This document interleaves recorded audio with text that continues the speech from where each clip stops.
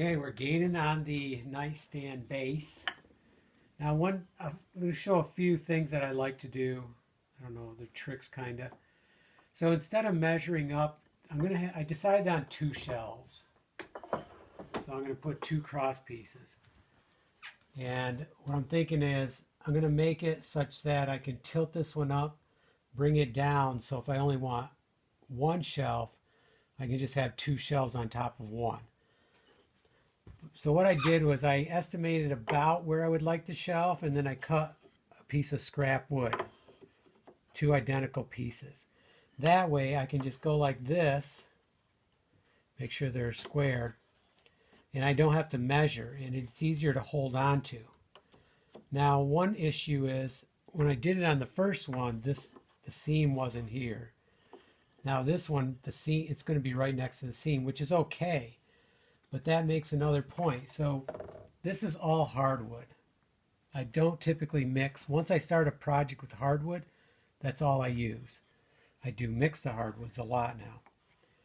So it's very important to pre-drill, because when you start driving this in, that's too much for solid hardwood. It's probably going to split. And especially if it's near the edge of the wood like this.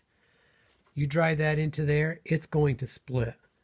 So what we want to do is, we got our bit that's a little bit smaller than this. We're holding this flush, because that's where we would like it, on the front, and you'll see why later. And we're going to pre-drill this. Now we don't have to drill it a long ways, because our screw's not going in a real long ways.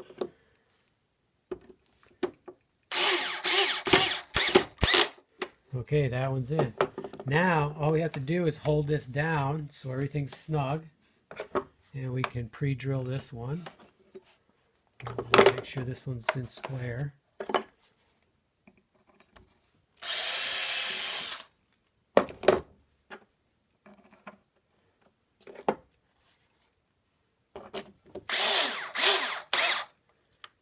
Now, it makes a difference as to what type of wood. So this is a softer hardwood here.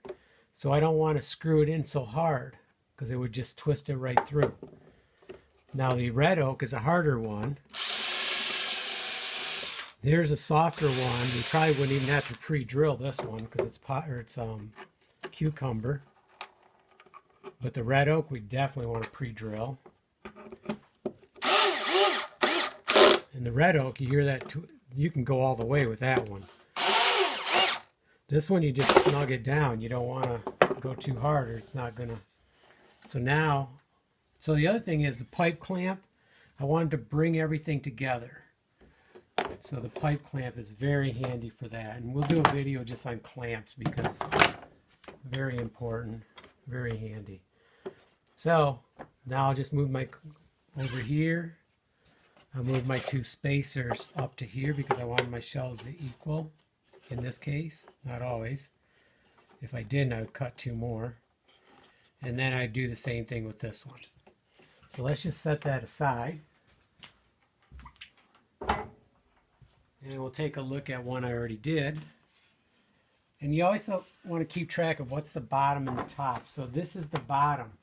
And how I know that is because I thought this wood would look pretty cool here, so I put it towards the top.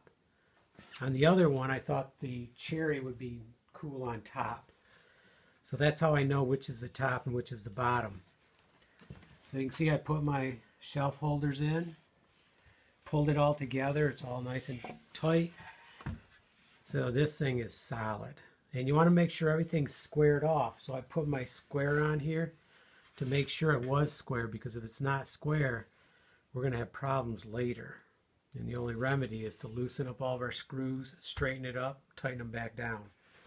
But in this case, it's all nice and square. It should go together nicely. So now that's the 2 sides. And we're working on the back. Now the back, I needed about, it's 17.5 inches wide, our top is. So I made these pieces which when I add in the two ends, because this is going to go inside, this is going to give me my back. So I'm trying something different here. What I did was I cut these strips. Years ago I would have glued them all together and then planed them all down to get a board with this kind of look. But I decided to just screw them in. So what I'm doing is, for example, this one I'll screw onto there. And in this case, I really only need one screw, because then when I put the next one on, I'll put another screw here. So I'll have two screws holding it so it doesn't twist. So we'll build up both of these. These two we'll put together with the diamonds just like we did the others. And then we'll need a cross piece on the top and on the bottom to hold it all together. Now in the middle, I don't really want a cross piece in there, because then if I want to move one shelf so I have two shelves on top of one another, I'm not going to be able to do it because I'll have that cross piece. So my other remedy was, I thought on the back side I'll have a diamond here, a diamond here, diamond here.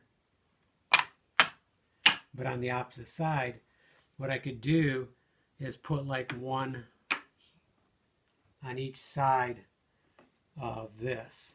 So that'll kind of tie everything together, putting the screws in here and here.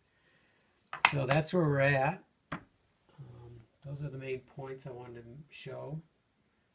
Oh, the other thing is, instead of like the back, this is the back, which it's too bad I'm not going to see.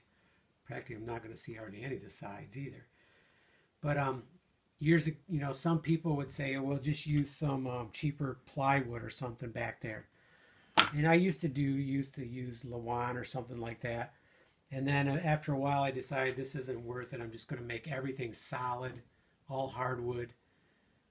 Whether you see it or not, it doesn't make it very heavy, but it just makes a tougher project. And then if you want to use it in a different location, the back is beautiful so you can see it. So that's my 2 cents on our base.